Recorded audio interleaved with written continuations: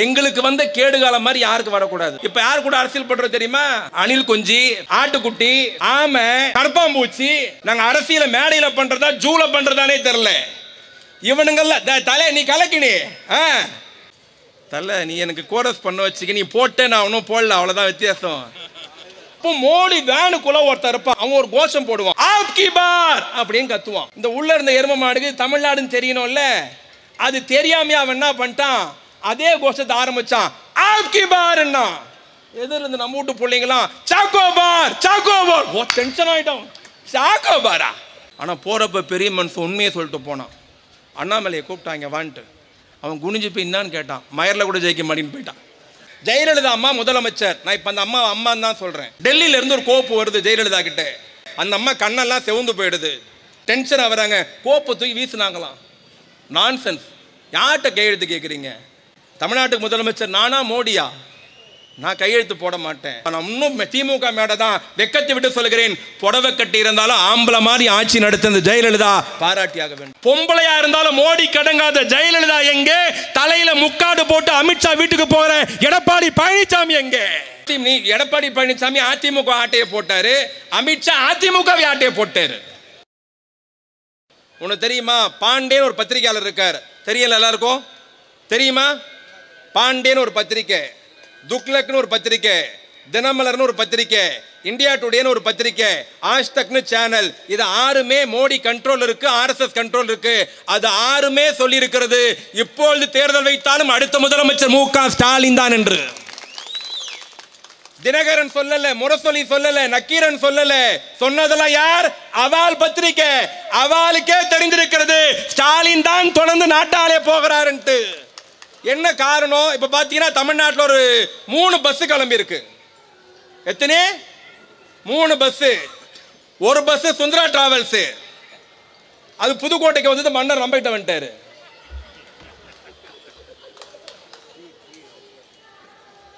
இன்னொரு பஸ் சனிக்கிழமை கிளம்பிச்சு, அந்த பஸ் சனிக்கிழமை மட்டும் தான் கிளம்புமா. இப்போ மக்கள் கேட்கறாங்க, சுந்தரா டிராவல்ஸ் பஸ் ஜெயிக்குமா, சனிக்கிழமை பஸ் ஜெயிக்குமா? முட்டாள், பிங்க் பஸ் தாண்டா தமிழ்நாட்டில் ஜெயிக்கும் என்பதை தமிழ்நாட்டு மக்கள் முடிவு செய்திருக்கிறார்கள். பஸ் எல்லாம் வாடகை. அதில் வர கொடுமை. நான் என்னென்னவோ பேசணும்னு மைண்ட் செட்டப்போட வந்தேன். வந்த உடனே சில கட்டுப்பாடுலாம் விதிச்சு மேலே இருந்தா சொல்லி இதெல்லாம் தொடாதீங்க பேசாதீங்கன்ட்டாங்க. எனக்கு என்ன கொடுமை தெரியுமா? திமுக வயசு 75. இதே இங்கே மேடையில் இருக்கிற எல்லா அண்ணன்மார்களால் வளர்த்து விடப்பட்டு ஐயா வெற்றி கொண்டானால் பயிற்சி பெற்று இதே புதுக்கோட்டையில் பேசியவர் தான் நாங்கள் எல்லாம். சரி, இன்னைக்கு ஒரு வழி பண்ணிடலாம் அப்படின்னு வந்தா இல்லை, அப்படி இப்படி தான் சொல்லிட்டாங்க. நான் என்ன சொல்ல, திமுக வயசு 75. இந்த வயசை இந்த கட்சியை பார்க்கல என்ன சொல்றான், நேற்று வந்தவெல்லாம் என்ன சொல்றான், திமுக ஒழிப்போம், திமுக வீட்டுக்கு அனுப்புவோம். எனக்கு ஒண்ணுமே புரியல. இன்னொரு வெளிப்படையா சொல்லிடுறேன், எங்க அண்ணன் மாவட்ட செயலாளர் மூத்தவங்களாம் கோச்சிக்க கூடாது. எங்களுக்கு வந்த கேடுகாலம் மாதிரி யாருக்கு வரக்கூடாது. எங்களுக்கு வந்து அசிங்கம் அவமானம் மாதிரி வேற எந்த கட்சி தொண்டனுக்கும் நிர்வகிக்க வரக்கூடாது. ஏன் தெரியுமா? இந்த கட்சி யார் யாரை பார்த்தது தெரியுமா, யார் யாரை சமாளிச்சது தெரியுமா, யார் யார் எதிர்த்து நின்று தெரியுமா? தமிழர்களை பார்த்து நான்சென்ஸ் சொன்னாரு, நேருக்கு கருப்பு கொடி காட்டின இயக்கம், ஆனாரப்பட்ட இந்திரா காந்தியை சென்னையில மன்னிப்பு கேட்க வைத்த இயக்கம், உடம்பெல்லாம் மூளை, மூளையெல்லாம் சிந்தனை, சிந்தனையெல்லாம் வந்தன் என்று சொல்லப்பட்ட ஆனாரப்பட்ட ராஜாஜியை அடக்கிய இயக்கம், பெருந்தலைவர் காமராஜரை எதிர்த்த இயக்கம், அவரை காப்பாற்றிய இயக்கம், பக்தோச்சலத்தை தோற்கடித்த இயக்கம், எம்ஜிஆரை மண்ணக்கவ வைத்த இயக்கம், ஜெயலலிதாவே ஜெயிலுக்கு அனுப்பிய இயக்கம், கல்யாண சுந்தரத்தை பார்த்தோம், ராமூர்த்தியை பார்த்தோம், வாழப்பாடியை பார்த்தோம், இவ்வளவு பேரை பார்த்து அரசியல் பண்ணோம். இப்ப யார் கூட அரசியல் பண்றது தெரியுமா? அணில் குஞ்சி, ஆட்டுக்குட்டி, ஆமை, கரப்பாம்பூச்சி. நாங்க அரசியல மேடையில பண்றதா ஜூல பண்றதானே தெரியல. இவனுங்கல்ல தலை நீ கலக்கினி இவங்கெல்லாம் சேர்ந்து சொல்றான், நாங்க திமுக வீட்டுக்கு அனுப்பணும், எழுதி வச்சுக்கோ. எமர்ஜென்சியை பார்த்தோம், பொடாவை பார்த்தோம், நெருக்கடியை பார்த்தோம், துப்பாக்கி சூட பார்த்தோம். 77 எம்ஜிஆர் பிரிஞ்சார், 82 நாவலர் பிரிஞ்சார், 92 வைகோ பிரிஞ்சார், அடக்குமுறையை பார்த்தோம், துப்பாக்கியை பார்த்தோம். இவ்வளவு பார்த்தோம், இந்த இயக்கத்தை எந்த கொம்பனாலும் தொட முடியலன்னு சொன்னா அது திமுகவுடைய தொண்டன். இங்க உட்கார்ந்து இருக்கிற எல்லாரும் மந்திரியா? உட்கார்ந்து இருக்கிற எல்லாம் எம்பி எம்எல்ஏ ஆயிட முடியுமா? எல்லாரும் கோட்டைக்கு போட முடியுமா? தலை நீ எனக்கு கோரஸ் பண்ண வச்சுக்க, நீ போட்டே நான் ஒன்றும் போடல, அவ்வளோதான் வித்தியாசம்.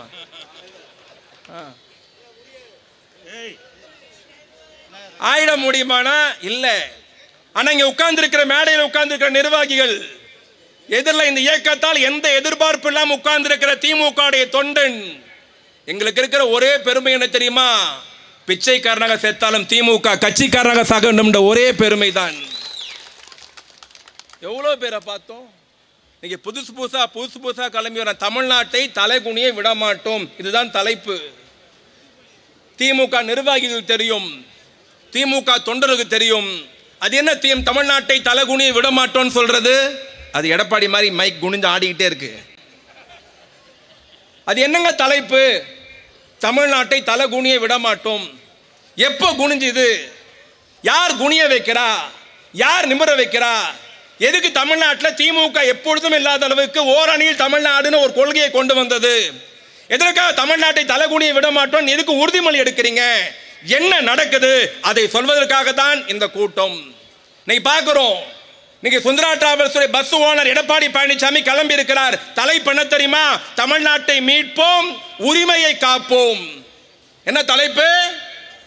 தமிழ்நாட்டை மீட்போம், உரிமையை காப்போம். வெக்கமா இல்லையா? யார் தமிழ்நாட்டை மீட்கிறது? அடமான வச்ச பாவியே நீங்க தானடா. யார் அடமான வச்சு? டெல்லியில நீங்க தானே. டெல்லியில் இருக்கிற மோடியின் காலை நீங்கள் நக்கிற வரையில் இங்கே நீங்க பொழப்பு நடத்தலாம். டெல்லி அரசாங்கம் கவிழ்ந்தால் மறுநிமிடமே நீங்கள் கம்மி எண்ண வேண்டிய சூழ்நிலை வரும் என்பதை நீங்கள் மறந்துவிடக் கூடாது. வெக்கமா இல்லையா? எடப்பாடி பேசலாமா? தமிழ்நாட்டை மீட்போம், உரிமையை காப்போம். நீட் தேர்வு யார் விட்டு கொடுத்தது? ஒரே நாடு ஒரே காடு யார் கையெழுத்து போட்டது? உதய் மின் திட்டம் யார் ஆதரித்தது? என்ஆர்சி யார் ஆதரித்தது? எல்லாமே நீங்க தானையா? உங்க உள்ள இவ்வளவு பேர் உட்கார்ந்து இருக்கிறீங்க. யாராவது சைடில் இருக்கிற ஜெயலலிதா அதிமுகன்னு சொல்ல மாட்டேன், அண்ணா திமுகன்னு சொல்ல மாட்டேன், அது அமித்ஷா திமுக மாறிடுச்சு. ஒரு கட்சி தலைவர், யாராவது அதிமுக நிர்வாகி இருந்தோம் மனசாட்சியில் கை வச்சு சொல்லு, ஒரு கட்சி தலைவர் போய் டெல்லியில் பார்த்துட்டு முக்காடு போட்டு ஓடி வரத பார்த்துருக்கியா? வெக்கமா? இதுல வேற ரொம்ப கேஷுவலா போயிடலாம். கரகாடகாரன் படம் பார்த்தீங்களா? பார்த்தீங்களா? பார்க்கலையா? பார்த்தவெல்லாம் கை தட்டு பார்க்கலாம். அதில் ஒரு சீன் வரும். செந்திலும் கவுண்டர் மணியை சேர்ந்து ஒரு சிகப்பு கலர் காரை தள்ளிக்கின்னு போவாங்க. இப்போ ராமராஜன் டென்ஷன் ஆகிடும். அடையாள மானத்தை வாங்குற இந்த காரை வச்சு வித்து தொலைய மாட்டீங்கன்ட்டு. என்ன தம்பி இப்படி சொல்லிட்டீங்க? இந்த காரை யார் யார் வச்சிருந்தா தெரியுமான்னு பட்டியல் போட்டிகிட்டே வந்து கவர்ச்சி நடிகை சொப்பன சுந்தரி வச்சிருந்ததுன்னு வர. அப்போ செந்தில் போய் கேட்பார், அண்ணே இப்போ சொப்பன சுந்தரி யாருன்னு வச்சுன்னு இருக்கிறதுன்னு. அவர் பலால் ஒரு அறை விட்டு இதான் என் வேலையான்னு கேட்பாரு. அந்த மாதிரி இப்போ அதிமுகவை யார் வச்சிங்கிறான்னு அதிமுகனுக்கே தெரியாது. எடப்பாடி, ஓபிஎஸ், சசிகலா, தினகரன், இப்போ புதுசா செங்கோட்டையன் 5 பேர் இருக்கிறான். நான் அந்த காப்பி அப்புறம் கொடுக்கலானே. யார் வச்சிருக்கா? அதிமுக தொண்டனுக்கே தெரியாது அதிமுக யார் வச்சுங்கிறான்ட்டு. இதுல எடப்பாடி சொல்றாரு 26 ஆட்சியை பிடிப்போம். எங்க இருந்து பிடிக்கிறது? அதிமுக சின்ன என்ன தானே, இப்படின்னா சின்னம் நம்ம இப்படி சொல்லலாம். ஒரு இலை யார்ட்டக்குது? ஓபிஎஸ் கிட்ட. இன்னொரு இலை செங்கோட்டை பீச்சு எடுத்துன்னு போயிட்டாரு. எடப்பாடி காம மட்டும் போச்சு நிற்கிறாரு. இவரு ஆட்சி எப்படி? தமிழ்நாட்டை மீட்போம். உன் கட்சியை முதல்ல காப்பாத்துற நீ. நீ எடப்பாடி பழனிசாமி அதிமுக ஆட்டையை போட்டாரு, அமித்ஷா அதிமுகவை ஆட்டையை போட்டாரு. என்ன ஆச்சு இன்னைக்கு? சரி எடப்பாடி ஐயா நீங்க பேசுறீங்களா? ஏதாவது எதிர்கட்சி தலைவர் மாதிரி பேசுறீங்களா?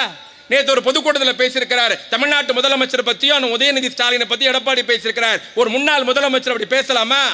ஒரு முன்னாள் முதலமைச்சர் எதிர்கட்சி தலைவர் அப்படி பேசலாமா? நாகரிகம் வேண்டாமா? அறிவு இருக்க வேண்டாமா? மல்லாந்து படுத்து காரி துப்புலாம் எச்ச யார் மேல படும்? எடப்பாடி கேட்கிறார், ஸ்டாலின் தான் வராரு, விடியல் தான் தராருன்னு பாட்டு போட்டாங்களே, ஸ்டாலின் வந்தார், விடியல் தந்தாரா? சொன்னதையெல்லாம் ஸ்டாலின் செய்தாரா? கொடுத்த வாக்குறுதி நிறைவேற்றினாரா? யார் கேட்கிறது? எடப்பாடி பழனிசாமி. எந்த எடப்பாடி? தமிழ்நாட்டில் 4 வருஷம் முதலமைச்சராக இருந்தாரு அந்த எடப்பாடி. 2011, 2021 10 வருஷம் தமிழ்நாட்டில் அதிமுக ஆட்சி. 10 வருஷம் அதிமுக ஆட்சி. திமுக ஆட்சிக்கு வந்து 4.5 வருஷம். இதே 2021 மார்ச் திங்களில் இதே புதுக்கோட்டையில முத்துராஜாவுக்கு உதயசூரன் சேலத்தில் ஓட்டு கேட்கிற போது தமிழ்நாட்டு முதலமைச்சர் சொன்னார், உதயசூரன் ஓட்டு போடுங்கள், என்னை வெற்றி பெற செய்யுங்கள், கோட்டையில் உட்கார வையுங்கள், 502 வாக்குறுதி தந்திருக்கிறேன், நிறைவேற்றுவேன்னார். முத்துராஜா ஜெயிக்க வச்சிங்க, கோட்டையில தளபதி உட்கார்ந்தார். ஆட்சிக்கு வந்திருக்கிறோம், 4 ஆண்டு முடித்திருக்கிறோம், பெருமையோடு சொல்லுகிறோம். 4 ஆண்டில் 502 வாக்குறுதியில் 480 வாக்குறுதி நிறைவேற்றிய இந்தியாவின் ஒரே முதலமைச்சர். எல்லாத்தையும் நிறைவேற்றணும்னு சொல்றோமா? இல்ல, 80% நிறைவேற்றிருக்கிறோம். எவ்வளவு வருஷத்துல? 4.5 வருஷத்துல. அப்படியே திரும்பி பார்ப்போம், எடப்பாடியை கேட்போம். 10 வருஷம் முதலமைச்சர் ஜெயலலிதா, ஓபிஎஸ், எடப்பாடி. இந்த 10 வருஷத்துல நீங்க 400 சொன்னீங்க, நான் 400 சொல்ல விரும்பல, 4 கேட்கிறேன். ஏன் திமுக ஓட்டு போடணும், ஏன் திமுக மீண்டும் ஜெயிக்க வைக்கணும் உதாரணம் சொல்றேன். நாங்க 4.5 வருஷத்துல 502ல 480 நெருங்கிட்டோம். 10 வருஷம் அதிமுக ஆட்சி, 400 வாக்குறுதி இல்ல, 4 சொல்கிறேன். 2016 அதிமுக சொன்னது, எங்களுக்கு ஓட்டு போடுங்கள், வேலைக்கு போற பெண்களுக்கு ஸ்கூட்டி தருவோம். 2016 அதிமுக சொன்னது, எங்களுக்கு ஓட்டு போடுங்கள், வீடு இல்லாத ஏழைகளுக்கு புதிதாக வீடு கட்டி தருவோம். 2016 அதிமுக சொன்னது, எங்களுக்கு ஓட்டு போடுங்கள், இல்லத்தில் இருக்கிற தாய்மார்களுக்கு இலவச செல்போன் தருவோம். இப்ப கூகுள் இருக்கு, செக் பண்ணிக்கலாம் யார் வேணாலும். எங்களுக்கு ஓட்டு போடுங்கள், ஒவ்வொரு வீட்டுக்கும் தினமும் 25 லிட்டர் சுத்திகரிக்கப்பட்ட நீரை இலவசமாக வழங்குவோம். 400 சொன்னார்கள், நான் 4 கேட்கிறேன். ஒன்றையா தந்திருப்பீர்களா? யாருக்காவது இலவச செல்போன் வந்ததா? யாருக்கா இலவச தண்ணி கேன் வந்ததா? யாருக்கா இலவச வீடு வந்ததா?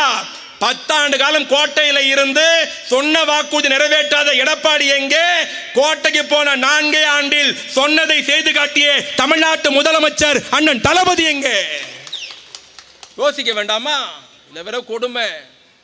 அதிமுக எப்பெல்லாம் உண்மையை சொன்னா அதிமுக கட்சி நல்லா இருக்கணும், 1000 தான் இருந்தாலும் நம்ம பங்காளி கட்சி. ஆனா அது இப்ப யாரோட சேர்ந்திருக்கு? டெல்லியில் இருக்கிற எஜமானோடு சேர்ந்திருக்கு. இவர் தான் நம்ம தாலி அறுக்கிறாரு பார்த்தா, இவர் ஏன் அறுக்கிறாருன்னா டெல்லியில் இருக்கிற ஓனர் சொல்லி அறுக்கிறாரு. டெல்லியில் இருக்கிற ஓனர் யாரு உங்களுக்கே தெரியும். யாரு? யாரு? மோடி. அமித்ஷாலாம் உங்களுக்கு தெரியுமா தெரியாத கூட தெரியல. தெரியுமா உங்களுக்கு அமித்ஷா யாருன்னு? मेरे को मालूम नहीं, मुझको अच्छा मालूम यार. பார் ஹிந்தி எப்படி போகுது பார். அவர் தமிழ்நாட்டுக்கு வராரு. யாரு? மோடி வராரு. நம்மள முழுக்க முழுக்க பைத்தியக்காரனே முடிவு பண்ணியிருக்கார் மோடி. நமக்கு எதுவுமே என்ன ஒரு கொடுமை. சொல்ல மறந்துட்டேன். தமிழ்நாட்டில் நான் 100 தடவை சொன்னேன் பார்லிமெண்ட் தேர்தலில், எங்கேயுமே எதுவும் நடக்காது, மலராது மலராதுன்ட்டு. மோடி என்ன பண்ணார்? பார்லிமெண்ட் எலெக்ஷனுக்கு பிரச்சாரத்துக்கு வந்தார். இந்தியாவில் 35 ஸ்டேட் இருக்கு, எங்கேயுமே போல 9 முறை தமிழ்நாட்டுக்கு வந்தார். 9 முறை வந்தார். டெல்லியில் டிஃபன் சாப்பிட்டு வந்தாராம். உளவுத்துறை அதிகாரி கூப்பிட்டு கேட்டாராம், எப்படி இருக்கு தமிழ்நாடுன்ட்டு. 9 முறை போயிருக்கேன், பொதுக்கூட்டம் அட்டன் பண்ணியிருக்கேன், பேரணி அட்டன் பண்ணியிருக்கேன், எப்படி இருக்குன்ட்டு. உளவுத்துறை அதிகாரி ரொம்ப கூனி குறுகி சொன்னானா, ஐயா இந்தியாவில் 38 ஸ்டேட் இருக்கு, எந்த ஸ்டேட்டுக்கு நீங்கள் 9 முறை போல, தமிழ்நாட்டுக்கு மட்டும் 9 முறை போனீங்க, நீங்கள் 9 முறை போயிட்டு வந்த பிறகும் தமிழ்நாட்டில் செல்ஃப் எடுக்கலன்னு இருக்கான். அந்த டென்ஷன் ஆகிட்டாராம். 9 முறை போயிருக்கேன், செல்ஃப் எடுக்கலையா? நான் ரோட் ஷோ பண்ணேன், 10வது முறையாக வரேன்னு சொல்லுங்கட்ட. ரோட் ஷோனா என்னன்னா உங்களுக்கு தெரியும், ஓப்பன் ஜீப்பில் ஊர்வலமாக போகிறது. ஓப்பன் ஜீப் ஊர்வலம் ரெடி பண்ணுறாங்க. 5 மணிக்கு ஊர்வலம், 3:45 மோடி வந்துட்டாரு. நான் இருக்கிற தென்சென்னை தொகுதியில் தான் ஊர்வலம். எப்படியும் அட்ஜஸ்ட் பண்ணி கூட்டத்தை காசு கொடுத்து நிற்க வச்சிட்டாங்க. ஒரு கவர்னர் வீட்டிலேருந்து டெல்லியிலேருந்து வந்து மேடையில் ஏறாரு. நல்லா கவனிக்கணும், இன்றைக்கே யூடியூப்பில் அந்த வீடியோ ஓடிட்டுருக்கு. பனங்கல் பார்க் மோடின்னு போட்டால் அந்த வீடியோ வந்துடும். மோடி வந்தார், காரில் ஏறார் அந்த ஓப்பன் ஜீப்பில். இதே மாதிரி ரோட் ஷோ பார்த்தீங்கன்னா டெல்லியில், பீகாரில், ராஜஸ்தானில், ஜார்க்கண்டில், யூபியிலலாம் நடக்கும். அங்கெல்லாம் பார்த்தீங்கன்னா மோடி ரோட் ஷோ போனார், 2 பக்கம் செம்ம ஜனம் இருக்கும், கையாட்டினே போவார். அப்போ மோடி வேனுக்குள்ளே ஒருத்தர் இருப்பான், எப்பவுமே இருப்பான். அவன் ஒரு கோஷம் போடுவான் மோடி வேனுக்குள்ளே. என்ன கோஷம் போடுவான்னா, கூட்டத்தை பார்த்து ஆப்கி பார் அப்படின்னு கத்துவான். என்ன கத்துவான்? ஆப்கி பார் அப்படின்னு கத்துவான். எதிரில் இருக்க ஜனம் என்ன சொல்லணும்னா, 400 பார் 400 பாருன்னு. இது எங்க? யூபியில், டெல்லியில், ராஜஸ்தானில், பீகாரில், உத்தரப்பிரதேசில். ஓகே, நம்ம வீட்டு பிள்ளைங்களுக்கு அதெல்லாம் என்ன தெரியும்? நேராக வந்தார் மோடி, ஏறி கை காட்ட ஆரம்பிச்சாரு. நல்லா கவனிக்கணும், இந்த உள்ள இருந்த எரும மாடுக்கு தமிழ்நாடுன்னு தெரியணும்ல, அது தெரியாமையா அவன் என்ன பண்ணிட்டான், அதே கோஷத்தை ஆரம்பிச்சான், ஆப்கி பார்ன்னா. எதிர் இருந்து நம்ம வீட்டு பிள்ளைங்களாம் choco bar choco bar. Tension ஆகிட்டோம். சாக்கோபாரா? சார் சூப்பாருன்னு சொல்லணும். என்ன சொல்லணும்? சார் சூப்பாரு. நம்ம வீட்டு பிள்ளைங்க எங்க அதெல்லாம் தெரியும்? பானிபூரியை விற்கிறோம் நம்ம.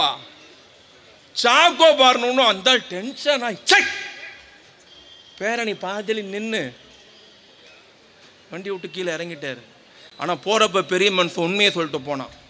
அண்ணாமலையை கூப்பிட்டாங்க வான்ட்டு. அவன் குனிஞ்சு போய் என்னான்னு கேட்டான். மயரில் கூட ஜெயிக்க மாட்டேன்னு போயிட்டான்.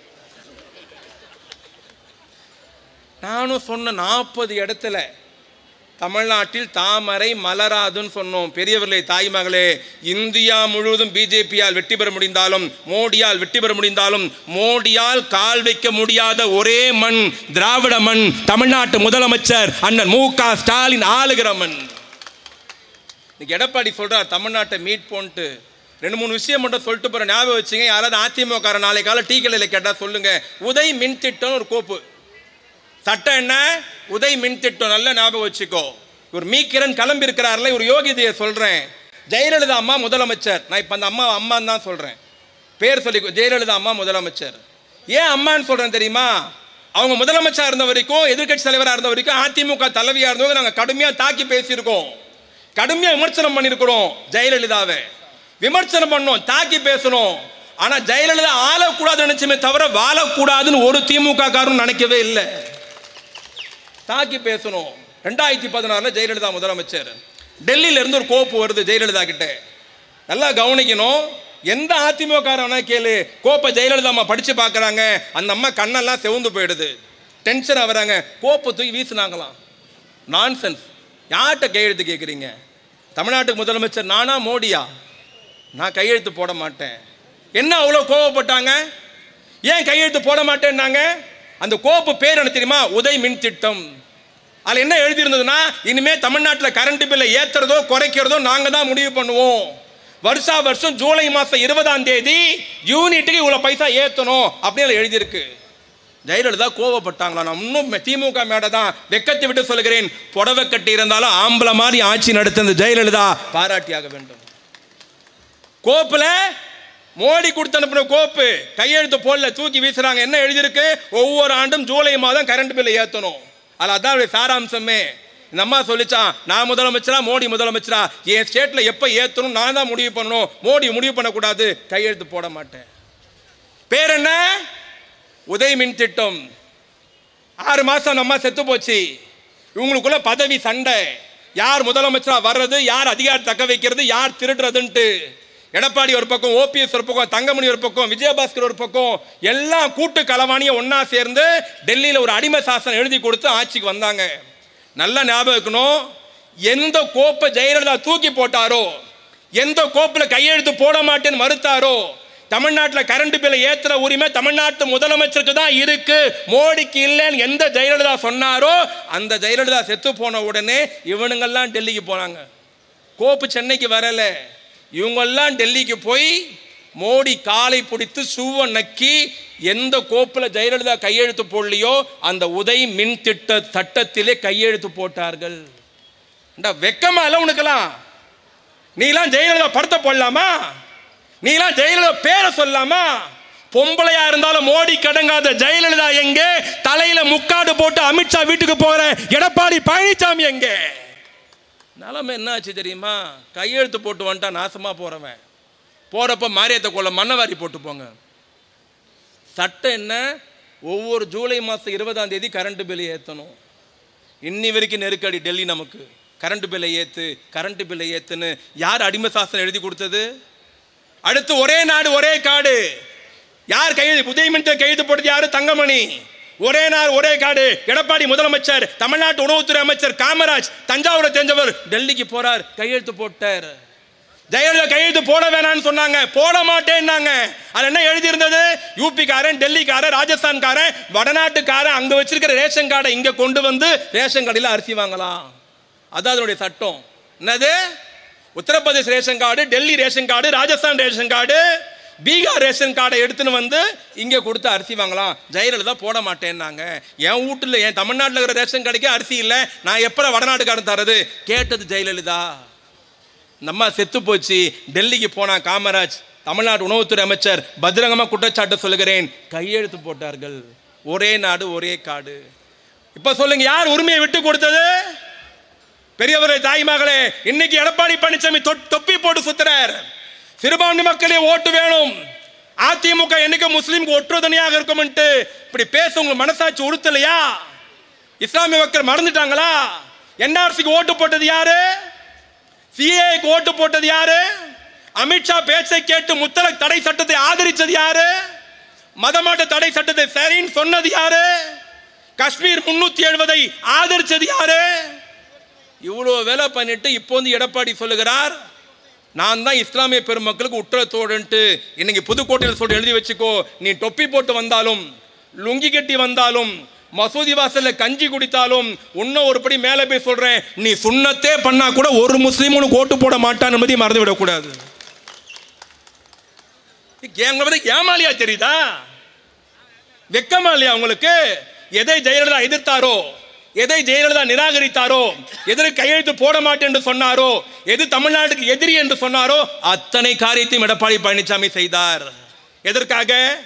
ஜெயலலிதாவுடைய கட்சி தொண்டனாக இருந்திருந்தால், ஜெயலலிதா விசுவாசியாக இருந்திருந்தால் அந்த வேலையை பண்ணியிருப்பாரா? ஏன்? பதவியை காப்பாற்றிக் கொள்ள வேண்டும். மோடி அமித்ஷாவுக்கு கால் அமுக்கி விட்டார் எடப்பாடி பழனிசாமி. மோடி அமித்ஷாவின் அடிமையாக இருந்தார் எடப்பாடி பழனிசாமி. மோடி இன்னொன்று சொல்ல மறந்துட்டேன், இங்க எல்லாரும் சொல்றாங்க நாங்க பஸ் விட்டோம், 1000 ரூபாய் கொடுத்தோம், உங்களுக்கு வந்து உங்க வீட்டு பொண்ணு காலேஜுக்கு போன 1000 ரூபாய், பையன் காலேஜுக்கு போன 1000 ரூபாய், உயிர் காக்க 48, இல்லம் தேடி மருத்துவம், இப்படி எல்லா திட்டமும் சொல்றாங்க. நேற்று முன்தினம் முதலமைச்சர் திட்டத்தை துவக்கி வச்சு என்ன திட்டம் தெரியுமா? அம்மா இல்லாத பையனுக்கு மாசம் 2000 ரூபாய். எப்படி? அம்மா இல்லாத பையனுக்கு மாசம் 2000 ரூபாய், அப்பா இல்லாத பையனுக்கு மாசம் 2000 ரூபாய். 2 பேருமே இல்லையா? அவன் 18 வயசு படிச்சு முடிக்கிற வரைக்கும் என்னுடைய அரசு மாசம் 2000 தரும் என்று சொன்ன முதலமைச்சர். 400 பேர் தமிழ்நாடு மின்சார வாரியத்தில் ஜெய் போஸ்ட்டுக்கு செலக்ட் ஆகி வராங்க. அது என்னங்க வேலை எடுக்கிறது சாதாரணங்க, அது என்னங்க பெரிய விஷயமா பேசுறீங்கன்னா, இங்கே தான் ட்விஸ்டே இருக்கு. 400 பேர் செலக்ட் ஆகி வரான், அதில் 44 பேர் இந்திக்காரன் வரான். எவ்வளோ பேர் வரான்? 44 பேர் ஜார்க்கண்ட், ராஜஸ்தான், உத்தரப்பிரதேசை சார்ந்த 400 பேர்ல 40 பேர் இந்திக்காரன் உள்ள வரான். யாருக்கு எதுவுமே புரியல. தமிழ்நாடு சார்ந்த சட்டம் என்ன தெரியுமா? இந்திக்காரன் தேர்வு எழுத முடியாது, ஆனா இந்திக்காரன் எக்ஸாம் எழுதினானா, நல்லா கவனிக்கணும். இந்திக்காரன் எக்ஸாம் எழுதினானா, எக்ஸாமை தமிழ்ல எழுதினானா, பாஸ் பண்ணானா, அவனுக்கு 40 பேருக்கு வேலையும் போட்டு கொடுத்துச்சு கவர்மெண்ட். ஒண்ணுமே புரியல. திமுக பார்லிமெண்ட் கேள்வி கேட்குது, தமிழ்நாடு சட்டமன்ற கேள்வி கேட்குது. அப்போதான் ஒரு ரகசியத்தை உடைக்கிறாங்க. என்ன ரகசியம்னா, இந்தியாவில் இருக்கிற வடநாட்டை சேர்ந்தவர் கூட தமிழ்நாடு அரசு பணிக்கு தேர்வு எழுதலான்ட்டு அந்த சட்டத்தை திருத்தியது அதிமுக அரசு. கேட்குறான்ல, அதிமுக திமுக எல்லாம் வித்தியாசம், ரெண்டும் ஒரே கட்சி தான், ரெண்டும் ஒண்ணுதான்றான்ல. அந்த பைத்தியக்காரங்க சொல்றேன், இந்திக்காரனும் தமிழ்நாடு அரசு வேலை வாங்குவது தேர்வு எழுதலான்ட்டு ஏடிஎம்கேல எடப்பாடி பழனிசாமி சட்டத்தை திருத்துக்கிறார். என்னாச்சு? 400 பேர்ல 40 பேர் இந்திக்காரன் வந்துட்டான், பஸ் டிரைவர்ல 50 பேர் வந்துட்டான். இப்படி எல்லா துறையிலும் வடநாட்டு இந்திக்காரன் ராஜஸ்தான், டெல்லி, பீகார், உத்தரப்பிரதேசம் உள்ள வரான். நான் இங்க இருக்கிற எல்லாரையும் கேட்கிறேன், சைட்ல கேட்டுட்டு இருக்க திமுக ஓட்டு போடாத நடுநிலையாளை பார்த்து கேட்கிறேன், புதுக்கோட்டையில் பிறந்த ஒருத்தன் போய் டெல்லியில வேலை வாங்க முடியுமா? தமிழ்நாட்டில் பிறந்த ஒருத்தன் போய் ராஜஸ்தான்ல வேலை வாங்க முடியுமா? தமிழ்நாட்டில் பிறந்த ஒரு தமிழன் போய் பீகார்லயோ, ஒரிசாலையோ, ஜார்க்கண்ட்லயோ வேலை வாங்க முடியுமா? முடியாது. உங்களை அடிமைன்னு சொல்றோம்ல, எடப்பாடி அடிமைன்னு சொல்றோம்ல, அதிமுகவை அடிமைன்னு சொல்றோம்ல. ஏன் தெரியுமா சொல்றோம்? மோடி சொன்னாருன்ட்டு, அமித்ஷா சொன்னார், அவங்களுக்கு பயந்து சட்டத்தை திருத்தினார்கள். என்னன்ட்டு, இந்திக்காரனும் அரசு வேலையில சேரலாம். 40 பேர் சேர்ந்தான். 40 பேர் வாய்ப்பு யாரு பறி போச்சு? நம்ம தமிழந்து, நம்ம ஜாதி, இது நம்ம ஆளுது. 40 பேருக்கு வாய்ப்பு பறி போச்சு. 40 பேருக்கு இந்திக்காரனுக்கு வேலை கிடைத்தது. ஸ்டாலின் தான் வராரு, விடியல் தருவாருன்னு சொன்னோம்ல. உதயசூரனுக்கு ஓட்டு போட்டீங்கல்ல, கோட்டையில் உட்கார வச்சிங்கல்ல, விடியல் எப்படி தந்தார் தெரியுமா? கோட்டைக்கு போன முதலமைச்சர் முத்துவேல் கருணாநிதி ஸ்டாலின் கையெழுத்து போட்டார். என்ன கையெழுத்து தெரியுமா? இனிமேல் தமிழ்நாட்டின் அரசாங்க வேலை அனைத்தும் தமிழ்நாட்டில் பிறந்தவனுக்கு மட்டும்தான் வழங்க வேண்டும். இப்ப சொல்றா, நாங்க செஞ்சோமா இல்லையா?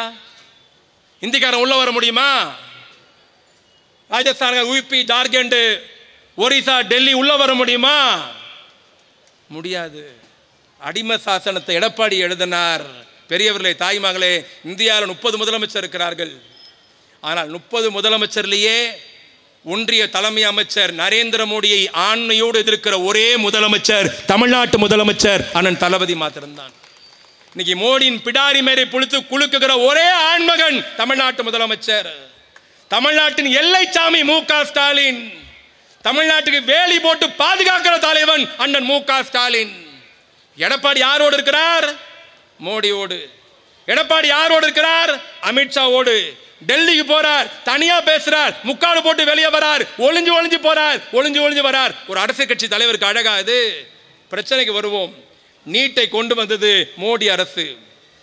நீட்டை எதிர்க்க வேண்டும் அதிமுக கொள்கை, நீட்டை எதிர்க்க வேண்டும் திமுக கொள்கை. இன்னைக்கு மோடியும் எடப்பாடியும் ஒன்றா ஒரு கொடுமை தெரியுமா? கேட்கிறவன் கேனையன் தெரிஞ்சா KR ராஜா கொண்டில கேடிவி தெரிதுன்னு. எடப்பாடி பழனிசாமி நரேந்திர மோடியை பக்கத்து போல உட்கார்ந்து நிற்கிறாங்க. ஒரு கூட்டத்தில் பக்கத்து போல உட்காந்துக்கிறாங்க. 2 பேரும் சிரிச்சு பேசுறாங்க. இவரு காது கொடுக்கிறார், எடப்பாடி ஏதோ சொல்றாரு, உடனே அவர் சிரிக்கிறார், உடனே அவர் காது கொடுக்கிறார், ஏதோ சொல்றாரு. 2 பேரும் சிரிச்சு பேசுறாங்க. கொடுமை என்ன தெரியுமா? எடப்பாடிக்கு ஹிந்தி தெரியாது, மோடிக்கு தமிழ் தெரியாது. ஆனா 2 பேரும் அப்படியே சிரிச்சு பேசுற மாதிரி. இங்க ஒரு அண்ணன் நல்லா ஹிந்தியில பேசி காமிச்சார். உடனே மோடி வந்து டெப்டி கையெல்லாம் ஆட்டினாரு. நம்மள முழுசாவே பைத்தியக்காரன்னு நினைச்சுக்கிறார் மோடி. அவர் வந்து பேசுறது அப்படியே சொல்லட்டுமா? சொல்லவா வேணாவா? மோடி மாதிரி சொல்லவா வேணாவா? மோடி மாதிரி அப்படியே நான் சொல்றேன், தப்பா இருந்தா எழுந்து சொல்லுங்க. மோடி மாதிரி அப்படியே நல்லதுக்காக இல்ல, அவர் பண்ண அயோக்கியத்தனத்தை. மோடி மாதிரி அப்படியே சொல்ல கை தட்டுங்க பார்க்கலாம். அவர் வந்தார் மேடைக்கு. இப்படி தெரியும் இல்லை, அவர் இப்படி கையாட்டுவார். நல்ல கையாட்டு, मेरे प्यारे मित्रों, भाइयों बहनों, कविंजन பூக்குண்டனார் அதிர்ச்சி ஆயிட்டேன். அவர் எப்படா பேர் மாத்தினாருன்ட்டு. யாதும் ஊரே நீம்பல் கேளீர்னா. நல்ல வேற ஒரு உயிரோடு இல்லை. இல்லை வேற சொல்றா, எங்கள் மோடி தான் தமிழுக்கு பாடுபடுகிறார். அவர் வந்தார். भाइयों बहनों, कांग्रेस को सत्ता से हटाऊंगा, एक गरीब के अकाउंट में 15 लाख डालूंगा. ஐயோ 5 லட்சம் போடுறானா? இங்கே ஒரு வேலைக்கு பேசக்கூடாதுன்னு சொல்லிட்டாங்க. திமுக அது செஞ்சுதான் இது செஞ்சுதான் எவன கேட்க ஆரம்பிச்சான்ல. 5 லட்ச ரூபா போடுறேன்னு சொன்னது யாரு? எவ்வளோ போட்டாரா? मेरे प्यारे मित्रों, कांग्रेस ने देश को बर्बाद कर दिया. गरीब का बेटा आऊंगा, एक सिलेंडर 300 रुपये को देऊंगा. எடப்பாடி ஒண்ணி புரியல, கைத்தப்பா நாம பேசுறாரு பண்ணிட்டு. சத்தியமா புரியல. என்ன சொன்னார்னா, ஒரு ஏழை தாயின் மகன் ஆட்சிக்கு வந்தால், 3வது முறை ஆட்சிக்கு வந்தால் சிலிண்டர் 300 ரூபாய்க்கு தருவேன்னாரு. எவ்வளோக்கு? இது என்ன மாதம்? புரட்டாசி மாதம் தானே? புரட்டாசி தானேங்க? 4வது நாள் இல்லை, முதல் சனிக்கிழமை. கரெக்டா? ஒரு பாய் கரெக்டாக சொல்கிறேன் பாருங்க. பொட்டாசி வந்து என்ன பண்ணுவோம் நம்ம வீட்டில்? முதல்ல நான் சின்ன வயசாக இருக்கிறப்ப என் கூட படித்தவங்களாம் நாமம் போட்டு கையில் ஒரு சொம்பு ஒன்று கொடுத்தமிச்சு அந்த வீட்டு காம்பவுண்டில் போய் கோவிந்தா கோவிந்தான்னு கத்துவாங்க. அதை அரிசி போடுவாங்க, அதை வீட்டில் சாப்பிடுவாங்க. இப்போல்லாம் யாரும் போகிறதே இல்லை. எல்லாம் பெருமாள் இதுலேயே பார்த்துடுறாங்க, இன்ஸ்டாலேயே பார்த்துடுறாங்க. பெருமாள் நாம எப்படி போடுவோம்? 3. நாமத்துக்கு எத்தனை கோடு? ஹலோ சத்தமாக சொல்லுங்க. 3 கோடு. 5 லட்ச ரூபா தரேன்னு சொன்னது யாரு? கொடுத்தாரா? முதல் கோடு போட்டார். இப்போ 2வது கோடு. நாமத்தில் 2வது கோடு என்ன கலரு? சிலிண்டர் என்ன கலரு? 2வது கோடு போட்டார். இப்போ 3வது கோடு. मेरे प्यारे मित्रों, पेट्रोल डीजल का कीमत कम करूंगा. पेट्रोल डीजल 40 रुपये को देंगे. ஐயோ பெட்ரோல் 40 ரூபாய்க்கு தரானா? எவ்வளோக்கு? இப்போ எவ்வளோ? சத்தமா சொல்லுங்க. தரேன்னு சொன்னது எவ்வளோ? கொடுக்கறது 3வது கோடு. இப்போ நாமம் போட்ட என்ன சொல்லணும்? சத்தமா இன்னொரு வாட்டி. மோடிக்கு மோடிக்கு மோடிக்கு. என்ன இதெல்லாம் நியாயமா? வாத்தியாருக்கு சம்பளம் கொடுக்கணுங்க. அவன் 2400 கோடி ரூபாய் தரல. என்ன தெரியுமா சொல்றாரு? இந்தி படிக்கிறேன்னு சொல்லு, இந்தியை சொல்லி கொடுக்குறேன்னு சொல்லு, நான் சம்பளம் கொடுக்குறேன். இது என்ன அநியாயம்? இது நம்ம இந்தி கற்றுக்கணுமா? அப்போ தான் சம்பளம் கொடுப்பாராம், பணம் கொடுப்பாராம், இல்லைனா தரமாட்டாராம். யார் விட்டு பணத்தை கேட்குறோம்? தமிழ்நாட்டுக்கு வந்தால் தமிழ் பிடிக்கும்னு சொல்கிறது, தமிழர்கள் பிடிக்கும்ன்றது, ஔவையார் பிடிக்கும்ன்றது, பாரதி பிடிக்கும்ன்றது. ஆனால் இன்னைக்கு நிதி என்ன? இங்கே பேசுகிறது மாவட்ட செயலர் சொன்னார், 10 பஞ்சாயத்தை கார்பரேஷனில் சேர்த்துட்டோம். 10 பஞ்சாயத்தை கார்பரேஷனில் சேர்த்திருந்தாலும் 100 நாள் வேலைவாய்ப்பு திட்டம் தொடரும்னாரு. இது வரைக்கும் 2000 கோடி ரூபா பாக்கி இருக்கு, மோடி தர வேண்டியது தரல. இன்னைக்கு நீட் தேர்வு தமிழ்நாட்டை வஞ்சிக்கிறார், மாணவர்கள் எதிர்காலம் தமிழ்நாட்டை வஞ்சிக்கிறார். இப்படி தமிழ்நாட்டை தொடர்ந்து வஞ்சித்துக் கொண்டிருக்கிற மோடியோடு அமித்ஷாவோடு எடப்பாடி கூட்டணி வைத்திருக்கிறார். ஆகவேதான் தமிழ்நாட்டு முதலமைச்சர் சொன்னார், தமிழ்நாட்டை தலகுனிய விட மாட்டோம். எப்படி தலகுனிய சொல்றாங்க? இந்தி படி, பணம் தரேன். நீட்டை ஏத்துக்கோ, பணம் கொடுக்கிறேன். மும்மொழி கொள்கையை ஏத்துக்கோ, பணம் கொடுக்கிறேன். தமிழ்நாட்டு முதலமைச்சர் சொன்னார், எடப்பாடி பழனிசாமியா இருந்தா காலில் உழுந்து இந்தி மட்டும் இல்லைங்க, தெலுங்கு, கன்னடம் எல்லாம் படிக்கிறேன் இருப்பார். ஆனா என் தலைவன் யார்? டாக்டர் கலைஞர் பெற்றெடுத்த வீர திருமகன் தமிழ்நாட்டு முதலமைச்சர் சொன்னார், நீ இந்தி படிச்ச 3000 கோடி தருவியா? 10,000 கோடி கொடுத்தாலும் நான் இந்தியை தமிழ்நாட்டில் சொல்லி தர மாட்டேன் சொன்ன முதலமைச்சர் தமிழ்நாட்டு முதலமைச்சர். பெரியவர்களே, தாய்மார்களே, உங்களிடத்திலே பணிவோடு கேட்பது, 4.5 ஆண்டு காலம் ஆட்சியை முடித்திருக்கிறோம். எங்களால் முடிந்த வரையில் சொன்னதையும் செய்திருக்கிறோம், சொல்லாததையும் செய்திருக்கிறோம். மக்கள் நல திட்டங்களை பார்த்து நிறைவேற்றிருக்கிறோம். தமிழனை தலைநிமிர செய்திருக்கிறோம். தொழில்துறையில் தமிழ்நாடு முதலிடம், சுகாதாரத்துறையில் தமிழ்நாடு முதலிடம், போக்குவரத்து துறையில் தமிழ்நாடு முதலிடம், வேலைவாய்ப்பு தருவதில் தமிழ்நாடு முதலிடம், கூட்டுறவு சங்கத்தில் தமிழ்நாடு முதலிடம், பெண்கள் பாதுகாப்பில் தமிழ்நாடு முதலிடம், அடிப்படை கட்டமைப்பில் தமிழ்நாடு முதலிடம், கல்வி மேம்பாட்டில் தமிழ்நாடு முதலிடம், பட்டியலின மக்களை கைதூக்கி விடுவதில் தமிழ்நாடு முதலிடம். இதெல்லாம் சைதை சாதிக் சொல்லல, இதெல்லாம் நான் சொல்லல. டெல்லி ஒன்றிய சர்க்கார் திமுக அரசு விருது கொடுத்திருக்கிறது. டெல்லி கொடுத்த விருது இந்த 4.5 வருஷத்தில் 1900 விருதுகளை திமுக அரசுக்கு மோடி அரசு தந்திருக்கிறது. நாங்கள் தவறு செய்திருந்தால், நிர்வாகத்தை சரியாக நடத்தாமல் இருந்திருந்தால், நாங்கள் முட்டுக்கட்டை போட்டிருந்தால், தோல்வி அடைந்திருந்தால், இந்த விருந்தெல்லாம் எங்களுக்கு டெல்லி அரசாங்கம் மோடி அரசு தந்திருக்குமா? பாராட்டி இருக்குமா? பெரியவர்களே, தாய்மகளே, யார் யாரோடு வேணாலும் சேரட்டும். நான் உங்களுடைய பணிவோடு கேட்பது, தேர்தல் நடிகர் வரலாம், நடிகை வரலாம், கண்ணீர் விட்டு கருதலாம், அழுகலாம். ஆனால் நம்மோடு யார் இருப்பார்கள்? நம்முடைய எதிர்காலம், விவசாயிகளின் எதிர்காலம், விவசாய கூலிகளின் எதிர்காலம், தொழிலாளிகளின் எதிர்காலம், இவையெல்லாம் காக்க வேண்டும் என்று சொன்னால் இதுக்கெல்லாம் ஒருபடி மேலே போய் தமிழன் என்ற கெத்தோடு இருக்கணும்னா, மரியாதையோடு இருக்கணும்னா, நெஞ்ச நிமிர்த்தி நடக்கணும்னு சொன்னா, நாம் டெல்லியை பார்த்து பயப்பட வேண்டுமா? டெல்லி நம்மை பார்த்து பயப்பட வேண்டுமான்னு சொன்னால், டெல்லி தான் நம்மை பார்த்து பயப்பட வேண்டும். அப்படி டெல்லி பயப்பட வேண்டும் என்று சொன்னால் ஒரு ஆண்மகன் தமிழ்நாட்டை ஆள வேண்டும். அது யார் ஆள வேண்டும்? நரேந்திர மோடி அமித்ஷா பார்த்து கூனி குறுகிற எடப்பாடி பழனிசாமி வேண்டுமா? மோடியின் பிடாரி மேலே பிடித்து உழுக்குகிற மு.க. ஸ்டாலின் வேண்டுமா? தமிழ்நாட்டு மக்களுக்காக கோரிக்கை வைக்கிற மு.க. ஸ்டாலின் வேண்டுமா? அடிமை சாசனம் எழுதி கொடுத்த எடப்பாடி பழனிசாமி வேண்டுமா? எல்லாத்தையும் விட்டு கொடுத்து சுகபோகம் அனுபவித்த எடப்பாடி பழனிசாமி வேண்டுமா? மோடி எதிர்த்து நிற்கிற எங்கள் தலைவர் அண்ணன் ஸ்டாலின் வேண்டுமா? தமிழ்நாட்டை விட்டு கொடுக்க மாட்டேன் என்று தைரியத்தோடு நெஞ்சை நிமிர்த்தி ஆண்மையோடு பேசுகிற மு.க. ஸ்டாலின் வேண்டுமா? ஜெயலலிதா எதிர்த்த சட்டத்தை எல்லாம் கையெழுத்து போட்டு கூட சரண்டர் ஆனாரே எடப்பாடி பழனிசாமி வேண்டுமா? சிந்தித்து பாருங்கள். ஆட்சி அதிகாரம் இருக்கலாம், போகலாம்.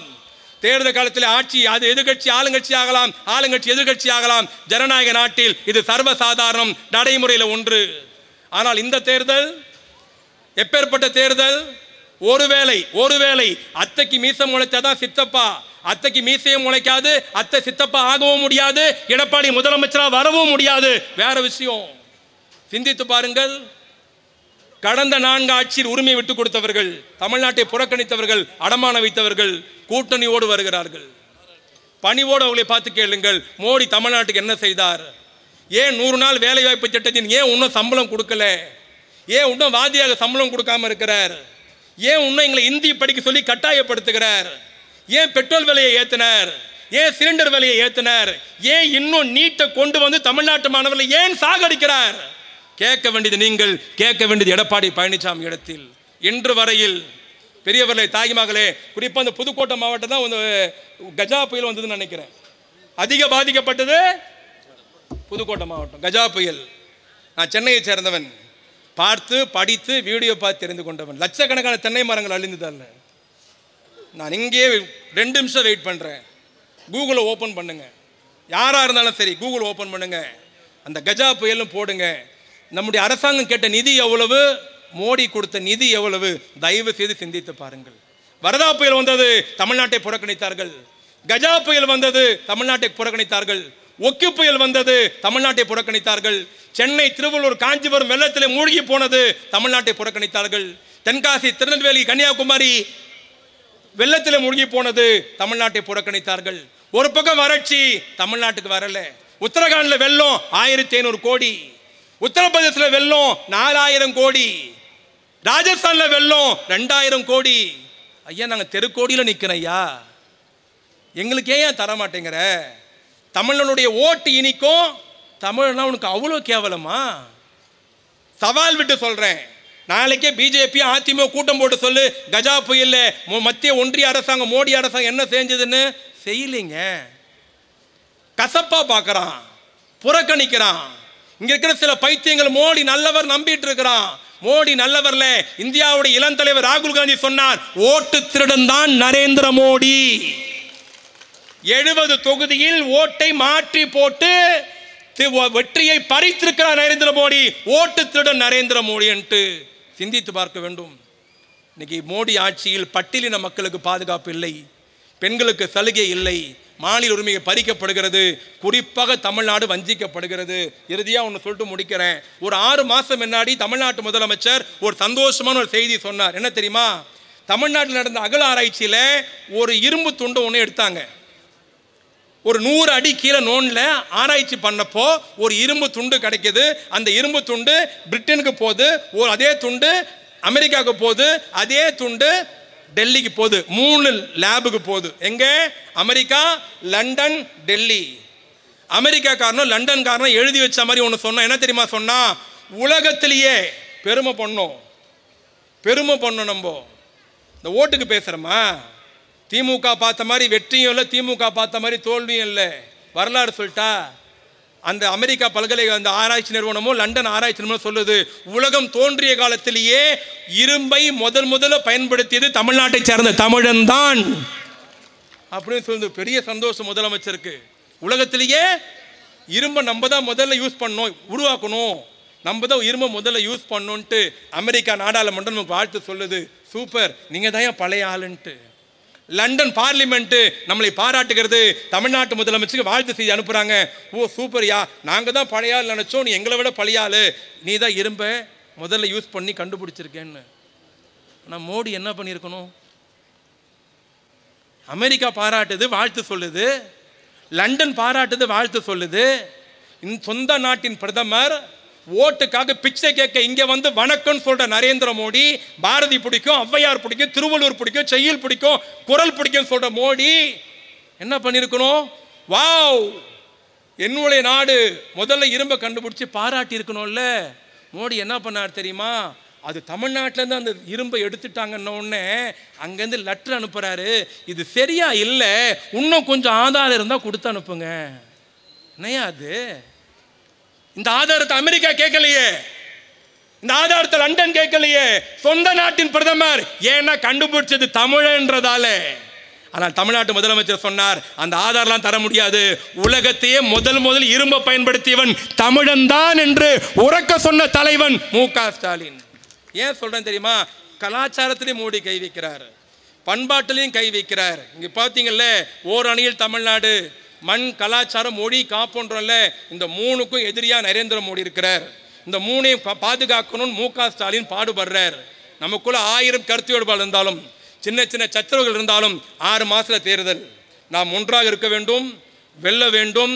2026 மீண்டும் தலைவர் மு.க. ஸ்டாலினை முதலமைச்சராய் ஆக்குவோம் என்று சொல்லி தந்த வாய்ப்புக்கு நன்றி தெரிவித்து விடைபெறுகிறேன். நன்றி, வணக்கம்.